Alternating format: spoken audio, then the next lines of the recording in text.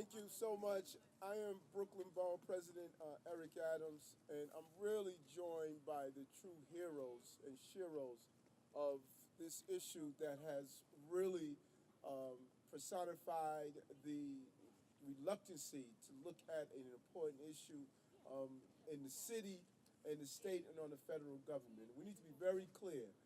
The state and federal government has turned their backs on NYCHA, and it has been left up to the city to really carry the burden that's here. But as tenants, we're saying when you turn the heat off, we're going to turn the heat up to make sure that thousands of NYCHA residents' voices are heard, because it's on the ground level where you get things done. And when you look at some of the time that many of these tenants have been part of the NYCHA system, have really held public housing, has been the cornerstone of low income and middle income New Yorkers. It has been NYCHA in the public housing system that has made it possible. And so the message must be clear. You're not going to freeze us out and gentrify us out. We're here to stay.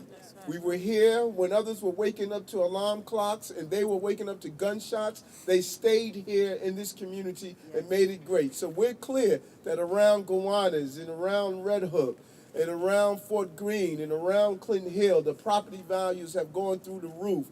And part of the plan may be to think that if we make conditions so deplorable that the tenants of NYCHA is going to flee. Well, you got another thing coming. We are going nowhere, and we're going to demand the services that we deserve. And I want to thank some of the advocates that are here.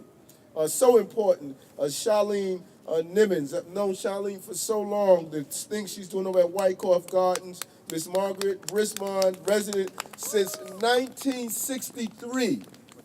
1963, Tracy Pinkard, third generation here, 3 generations. And when they come to speak, I want them to tell you the length of time that they have been in NYCHA and have saw families come and raised here. We also want to thank Gowanus Residents Association, Fury, and Gowanus Neighborhood Coalition for Justice. This term speaks for itself. City Council is holding hearings tomorrow. We're going to reach out to the chair of the City Council to partner with us and say, let's not only do hearings in the warmth and sterilized environment of the City Hall Council chamber, let's take the hearings in NYCHA. Let's go to the community centers. Let's go inside the lobbies and the hallways and in the boiler rooms. Let's be creative in how we do these hearings so we can really draw attention to what is taking place in NYCHA. So they're holding hearings tomorrow. We're asking all NYCHA residents all across the city to come out and allow your voices to be heard. Don't be daunted or afraid or intimidated. Let's make sure that the voices are heard loud and clear.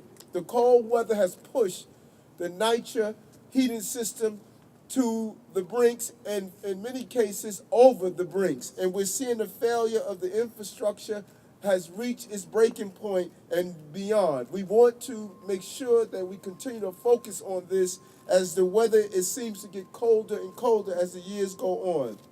19 developments facing heating complaints, potentially impacting 40,000 New Yorkers. My office alone has been made aware of these 19 developments, and they include Gowanus, Atlantic Terminal, Browns, Bushwick, Coney Island, Farragut Houses, Glenwood, Gravesend, Hope Gardens, Independent, Ingersoll, Whitman, Red Hook East, Red Hook West, Rutland Towers. The list goes on, and it should not go on and on and on.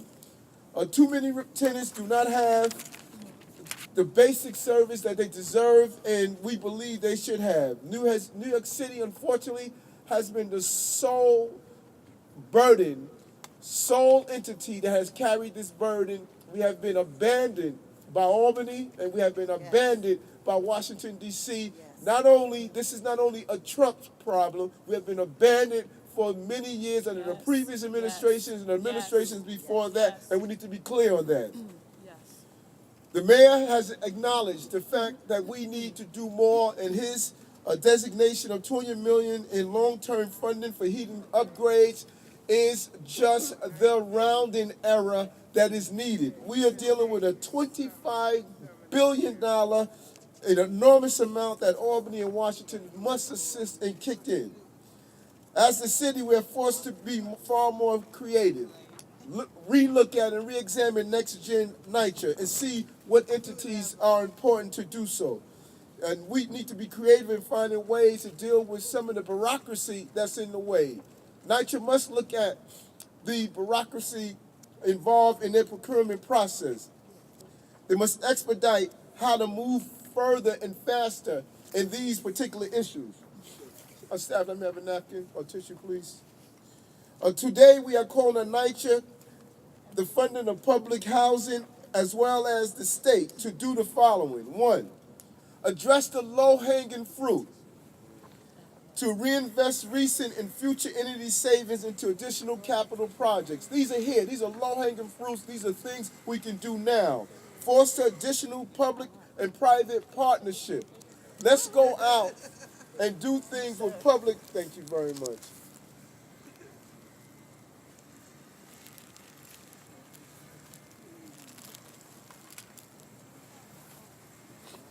Let's go out and do things with our public and private partners and bring them into this. We're all in this together. Let's get more participation. Expedite contracting. I have it. Thank you. Expedite contracting and project implementation. One important entity that we're looking at in the prime example is, according to the Room to Breathe report, July 2017 report by the Citizen Budget Commission, NYCHA saved $48 million in utility costs from 2013 to 2016 due to lower natural gas cost expenditures, which was made possible because of the conversion from oil to natural gas. Unfortunately, that $48 million did not go back into continuing the conversions. We're saying let's have a designated lockbox. That money is put into the conversion process so we can continue these savings. And that's the way to do it the right way. Smart policies lead to smart directions and smart ways of solving this problem. We also are calling on Albany to declare the emergency declaration to expedite resources and funding to make crucial improvements to NYCHA infrastructure. And lastly, design build. Design build allows one contractor to design and build. The governor is allowing design build on the projects he thinks are important on the state level, yet he's not allowing design build on those projects that are important to people who are dealing in a state of disrepair. Unacceptable. If it's good for the governor and his projects, it's good for NYCHA residents in the projects that are dealing with here. Bring design build here and make sure we make it happen now. And so it is imperative that we also look at public and private partnership. How many prominent New Yorkers came from NYCHA? Whoopi, Jay-Z, rappers, actors. Look at the list of people who started out in NYCHA. NYCHA gave them their start. We're reaching out to those prominent New Yorkers and say, don't forget the buildings that you were raised in. Let's come and be partners with. We're reaching out to them and asking us to join us in this fight.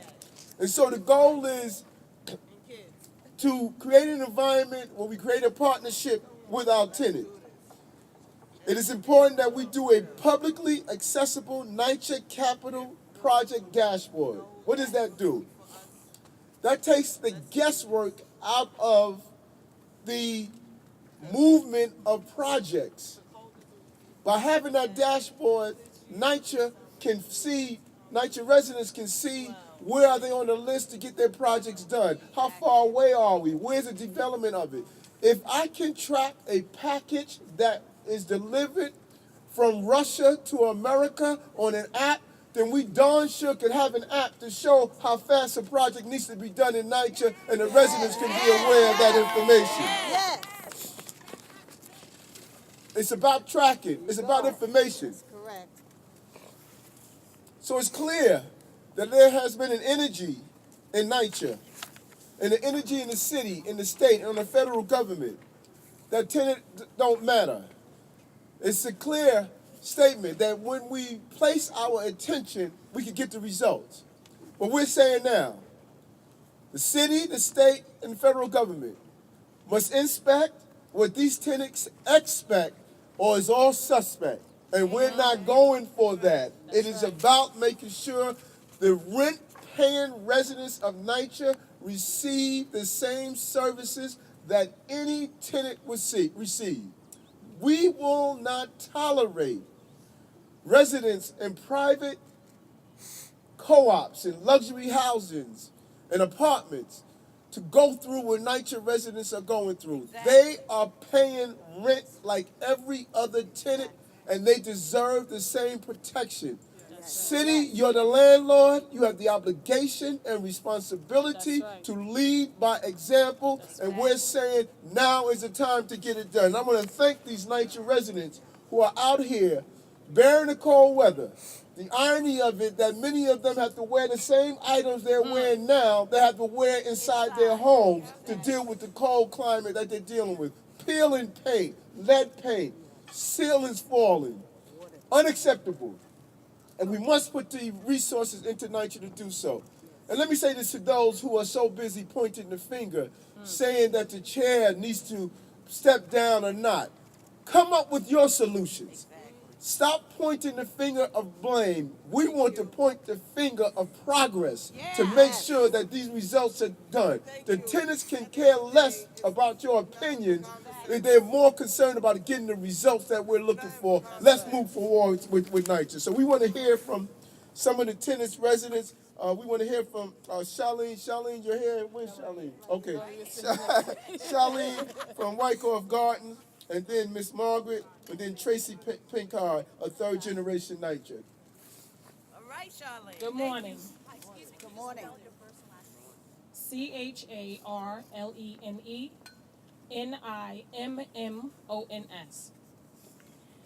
Clearly, the Housing Authority doesn't feel that it's an obligation for them to come out and speak to us. But according to our HUD regulations 964.135, you are to speak with residents, resident associations with regard to all aspects of modernization, any issues that go on, you're supposed to be communicating.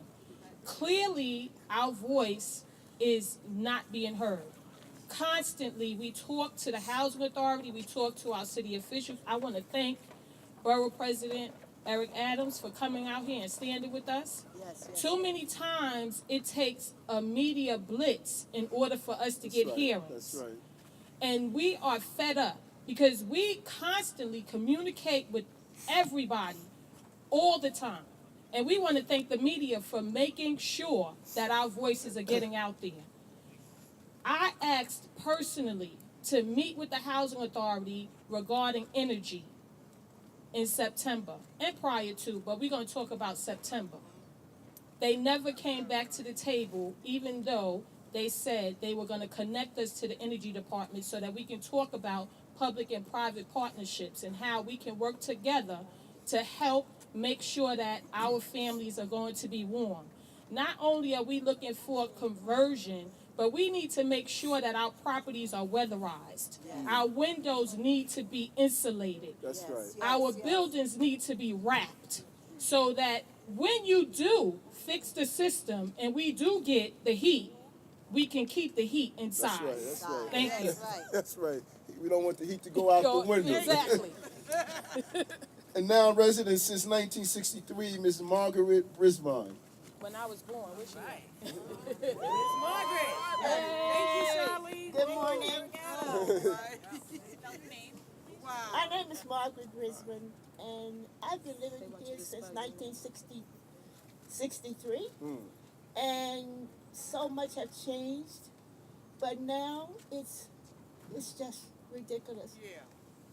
For 2.5 months, I was without gas, Wow. and they just told me I don't need a new stove, and they took them like 2 months before they did a new gas line and the sea on the sea line, and they just had a hot plate to cook on. I'm a diabetic, and things is hard. Yeah. It's hard. It's so hard. And then with the heat, oh God, no heat, and I had to wear clothes like I'm going outside. Yes. To be in the apartment, and that's not good. Yes. You know, I thank God for all the people that looked up, especially. We Yes. thank God for you. Because I've been through it. And Hold on, sister. at Let the her end of the finish, day- sister. Let her finish. I got you. Let her finish. Though. We're going to let you Yes. come and say what you got to say, Yeah. okay? And Let I'm a her little finish. nervous because I'm That's not all right. used to speaking. We're going to make them And- nervous. Yes, That's right. And you know, it's hard. It's very hard. You know, you can't. I don't know. Yes. Yes. Oh God.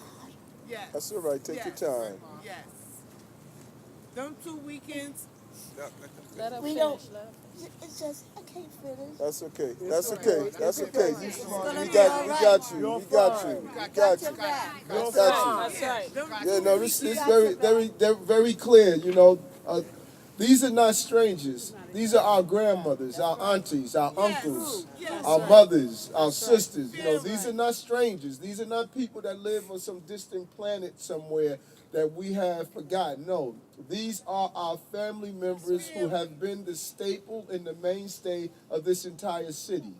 These are our family members. And I think that you said it so profoundly, you know, and we want to thank you for that, because we need to realize that for our family members to be living like this is unacceptable. That's right. And so we're going to now have Miss Tracy Pinkard, third generation, here. Yeah. Miss Tracy here? Good morning, everyone. Good morning. Thank you all for coming out, and especially thank you, Mr. Adams, for joining us. Thank you. As a longtime resident here at Gowanus Houses, you know, we stand here all connected because whether you live in Gowanus, Red Hook, Wyckoff, Warren, Farragut, any of the public housing, you are experiencing the same thing. right. What we find is that a lot of times that we are a group of people who are always left out of the conversations, and That's right. and I'm hearing this often, more than I ever could have imagined. As a part of the Residents Association and with other community organizations such as FAC and Fury, we have collectively put our voices together, and we've created the Gowanus Coalition for Justice. And as a result of that, we are talking about how do we make sure that we're not left from those tables. That's right. That That's as right. we look at rezoning and we look at gentrification and all of these things that are coming around us, that while we may not have a lot in terms of being able to stop it, we certainly want to make sure that we're a part of those discussions, That's that we right. are asking for the things that we deserve. Public safety is not something that's new because now you coming in and you just bought a multi-million-dollar home. We are residents of NYCHA That's right. certainly That's right. deserve, and we expect right. those same type of treatments here as well. So we want to just thank you all for taking the time to come out and you know, stand with us, share our stories. This is a battle that we continue to have. I've been hearing a lot around public housing is not for sale, and it certainly isn't for sale. We want to say it as we have been here. Again, I've been here 3 generations, and I'm so thankful for public housing because I wouldn't be able to afford to stay in New York, let alone be able to stand here in Brooklyn. So as people look at Brooklyn as the new thing that's happening, we want to say, as one of our residents here at Gowanus who says, we were happening before other people discovered us. So thank you again for coming out, and certainly, Nikki, please help us to continue this fight. As the weather gets warmer, as you all can see, there's a lot of work that's being done because of Sandy and all other disrepairs that has happened with NYCHA. We want to make sure that stays on, that our concern stays on the table and it's not forgotten. Thank you. That's right. Can you spell your name, please, Miss Tracy? They want you to spell your name. Go ahead, Tracy. It's Tracy, Tracey, Pinkard, Pinkard. And can we, lady before spell her last name? Spell your last name. H-E-N-R-Y. H, no, not you, Henry. What's spell your last name for you? B as in boy, R-I-S-H, B as in boy, O-N. The first name is Margaret. Thank you. And we have one last speaker resident, Mr. Henry. You right here. Right Okay, here. okay. Go ahead. Okay, can you hear me? Yes. Let me just say this. I've been here since Gowanus opened up in 1948. I'm 71 years old. There's a contract. The tenants have a contract. The contract is that we take care of our apartment. We do what we're supposed to do. We expect housing to honor their contract. Their contract is to take care of the heating, the grounds. The problem that I've seen is that there's been a great deterioration. People have been informed about the heating beforehand. You don't wait to the 11th hour to fix things, to take care of things. If you want to get on top of a situation before it happens. And that has not been the case. So people have put things aside, out of sight, out of mind. And because of that, the infrastructure has been allowed to deteriorate. And that has never needed to happen. And there are little things that can be implemented by all the housing developments, such as, if you have a problem, you look into it. If you have boiler problems, you do not wait until January. You do not wait until December. That is something you do in July when it's hot. And so those of us who have been suffering without heat, without water, and I live in the building where the housing authority, 215 Hoy Street, they're 211. The irony is they've got nice doors downstairs on the first floor, 1A, 1B. That's where the manager is. Okay, that's nice. But what about the people upstairs? What about the people in all the other buildings? What about the needs of the tenants? That is all we're saying. Fulfill your contract. That's right. We are fulfilling ours. That is all. We're not asking any more, any less. Thank you. That's right. Stephen Henry. Henry. And I live in 215 Hoyt Street, to be exact. And the rent office is 211 Hoyt Street, right underneath me.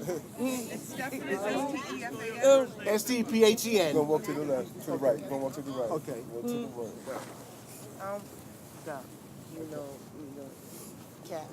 We want to take a moment to introduce one of our citywide council presidents, Ms. Lily Marshall from Red Hook. Yeah. Good morning, everyone. We all have the same problem. We all fighting. I'm also DCOP. I'm the vice chair of DCOP. That means I am citywide and the 5 boroughs wide. We all have the same problem. I have a new manager and a new superintendent. I am about to give them the chance. We are in Red Hook. Give them a chance to do what they have to do first before I blast on them. You know, we are in a mess. So we are, right now, only thing we can do is hope for the best. Hopefully he's going to fight for us to make sure we get the best. That's right. I'm not going to kill them right now. What I would like for them to do also while they're doing our Sandy recovery, instead of putting all the money on top of the buildings, I want them to put some of it inside where our apartments are bad. Yes, yes. It's rough, but in this situation with the president that we have to fight. Have a good day. Thank you. Thank you. Thank you. And we're going to introduce Karen Blondell from Red Hook. Hello, everybody. Good morning. Good morning. Good morning. I'm putting out a distress call today. SOS. NYCHA is in distress. This is going on around the city. I'm an organizer with Turning the Tide, which is an environmental justice group that educates residents on environmental issues, including the Gowanus Canal. I'm also a part of the Gowanus Neighborhood Coalition for Justice. That group was put together. It's not just public housing residents, it's businesses, it's homeowners, it's everybody who cares about the Gowanus area. What we decided to do was to advocate for each other. And in that advocacy, we are growing. And we invite you to join the Gowanus Neighborhood Coalition for Justice. In that way, we can get to the table and help to decide what we need in our community. Now, in regards to NYCHA, NYCHA has a lot of backlog on repairs, but it will not make sense to put money on repairing roofs and flood-proofing basements if the rises throughout the building are corroded and if we have water penetration from apartment to apartment. When you look at the physical needs assessment, plumbing is not even on there. Plumbing and water penetration is a huge issue. It creates mold. It starts to peel the paint so that lead is exposed. We have to take care of these buildings from top to bottom, and we need resident oversight. I'm a resident. I understand engineering. If you teach us what the building is about and what we are to look for, which we already know, we can get this done together. This takes a community effort, not just the politicians, the residents, the contractors. There has to be some kind of fluency in the way that they do the repairs. It's not acceptable for residents to wait 8 and 9 months to get a bathroom repaired and then only to have it breached again by the apartment above it. We're asking for value engineering. We're asking for value capture of our tax dollars. Yes, we pay taxes in New York City Housing Authority. And to your surprise, I know a lot of you think, why would people stay in public housing for 10, 20, 30, 40 years? We have nowhere to go. Public housing is what we came to when we migrated from the south of North America to the north of North America. And I'm speaking for myself, okay? We just migrated here. We're being displaced in numbers. There's infill going on, gentrification. I can't even get 2 chickens in my neighborhood for under $18. Stop pricing us out of the communities that we are born in and that we love and that we want to share in the resiliency processes with you in. And please take this message out and put an SOS out. We need repairs. We need the budget to reflect the repairs that are needed for public housing. Thank you. Thank you. Thank you very much. Ed Tyree, the president of Gowanus Houses. Gowanus Neighborhood Coalition. Good morning. Thank you everybody for coming here. I'm going to try to be brief in what I'm saying, but a lot of people already said things I wanted to say. But I think one of the things that's important that we need to go back on is we need to be able to have people reach out to us as a association, because that's what we're here for the residents. And one of the things that we also need to do is that make sure that the residents know that we're here for them. At one time, Housing Authority had it when new residents came in, they let them know there was a residents association. That stopped. So people don't even know why we're here. They don't know the advocates for them. Another thing that we have that I feel needs to be changed as well too, they don't allow us to get information on homebound residents. So homebound residents who have problems, they don't even know there's people here for them. That has to be changed as well too. And there's another thing that needs to be changed as well too, is that, like, we talk about working together. Well, we're not enemies to each other. We work on 2 different sides of the fence for the same purpose. And if we work at the same purpose, everybody benefits anyway. So if we lock people out because they're here to represent the people who live in the development, there's something wrong with that. Because if you fear us, then there's something you not be doing right. Because we're here as advocates. You understand our role. You understand our titles. And the residents don't, because a lot of them don't know that we do exist. And at some point, we have to find a way where we go back to some of the old stuff where we are introduced to the residents, new residents that come in. So when they do come in, they know there's somebody that advocates for them. So again, I thank you for your time. Okay? Thank you so much. Thank you so much. And it was really important for us to allow the tenants' voices to be heard, and that's why we wanted to take our time and allow each one of them to say what they had to say. They are the advocates. They're on the ground. There where the rubber meets the road, and we are not going to solve this problem merely by being in our office space. We need to come out here. And so I'm putting out an offer to any of you tenants who will allow me to stay with you one evening and get a full gist of NYCHA. I'm hoping for it. We got to just keep drawing attention to what's taking place. I'll bring my vegan dinner, because I'm a forks over knives guy. I only eat vegan. Second, we're going to be doing a series of hearings. If we can't get the city council to come out with us, we're going to come out and we're going to do a tour of our developments. We have to keep this at the front.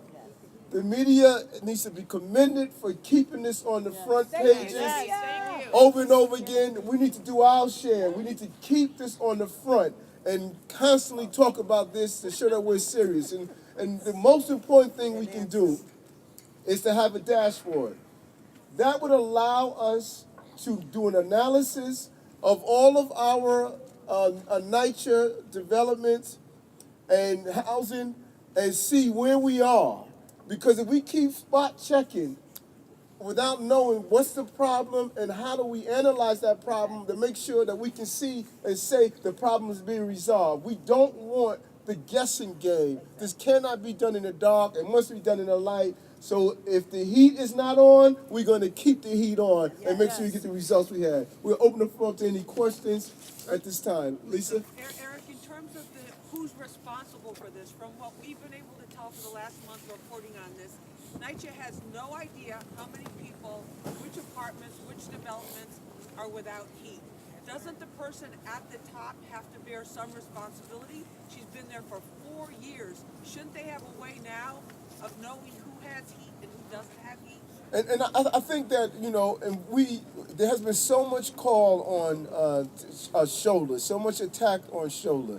We have to be very careful that when we start looking at Shoulder, the problems of NYCHA didn't start with Shoulder.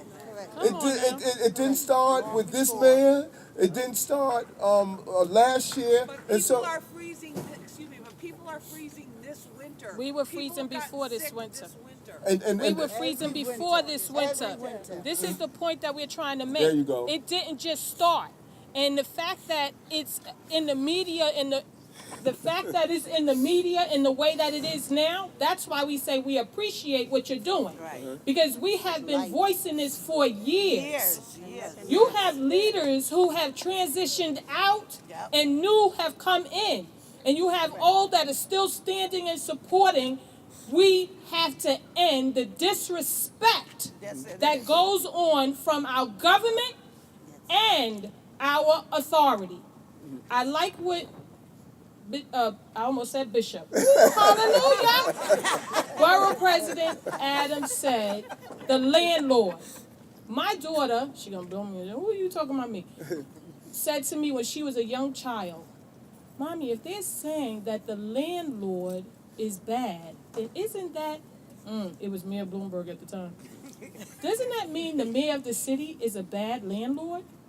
Any mayor that sits in that seat, you became our landlord. Yes. Take up your responsibility and do the right thing for public housing residents. And so I think that's so important because, see, if we get just merely in the blame game, then one person leaves the seat, another person comes.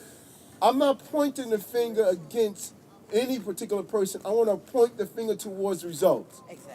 The best way to get results is to do an analysis of the problem and start checking off the results to see the progress. Right now, we cannot analyze the progress because no one has wrapped their hand around an analysis of the problem. Exactly. And so any lawmaker, legislator, that's merely calling for the removal of someone without them producing their plan, then all they're doing is just shooting at a lot of rhetoric. Where's the plan? We have a plan in this borough, and we want a plan to get us out of this mess, not to stay in the mess of blaming who's wrong and who's right. Let's get the heat and let's get the problem resolved. Can you just quickly explain your idea for the dashboard, what that means? A dashboard is so important. It's similar to a dashboard you have in your car. If you in your car drive and you look at the dashboard, you know if you're out of oil, if you're out of gas, if the battery's not charging, the lights are not operating. That gives you an analysis by looking to see what's wrong. Technology permits us to have a dashboard created for these tenants.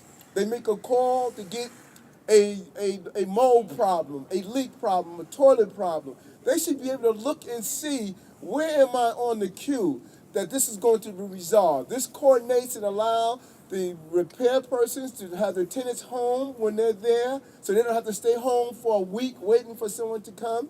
and it allows the city on the whole to do an analysis of how many toilets do we have out, how many lead problems we have out. Right now, this paper guess game does not allow the technology. We're putting hundreds of millions of dollars in technology for our police officers to fight crime. Where you put your money is where you put your priorities, and we can do the same with NYCHA. We have not treated this as a first-class housing stock in a first-class city, and that is why we're pushing to get this technology done. The only way we're going to solve this problem is to properly analyze and monitor the movement towards results. We have not done that in the past, and we need to do it now. Aaron? This idea you're proposing, the $48 million, what exactly do you want them to do with that money? Are you saying they should contribute that to the boiler replacements, or are you saying they should put that into other efficiency energy upgrades to save more money? Where do you want that money to go? A combination. I think the combination is it. But the first thing we should do is the saving is coming from the conversion, going from diesel to natural gas. That's right. So that's where the savings is coming from. Create a lock block box. Well, those savings go back to either the boiler repairs conversion, or if it goes back to ensure energy efficiency, to make sure the windows are done, to make sure that the heat is not being removed. Whatever it takes, it should go back to that entity. Okay, and that's $48 million on top of the 200 that the mayor announced, right? So do you have a sense of how much more that would cover, or how much it could speed it up? No, we don't. NYCHA should be able to give us those numbers. They should tell us exactly how much it is. It's a long way from the billions that we need, but if we continue to siphon money off of or out of the energy efficiencies in the heating process, then we're not doing the right job. Okay, and then finally, you're saying they should put it in a lockbox, but do they still have this money? Have they spent some of it, or do they still just have it lying around to use? Well, each time, according to the citizen budget report, each time we do a conversion, we're saving money. So if we don't have the money because we squandered it away, as we move towards the future, let's create a lockbox where that money can be placed in a lockbox and is used for energy efficiency and the heating aspects of NYCHA. Can I say something too? I'd like Hold to... on, sister. Okay, Let me go with the flow. We gave you that moment. All right, Work with me, because we're all Thank you, shivering right sorry. now. Okay, thank you. We covered it all. Okay. Now, somebody they may want to get you on a one-on-one. Okay. Well, Thank you all. Only the beginning. Yes, thank you. Yes, thank you.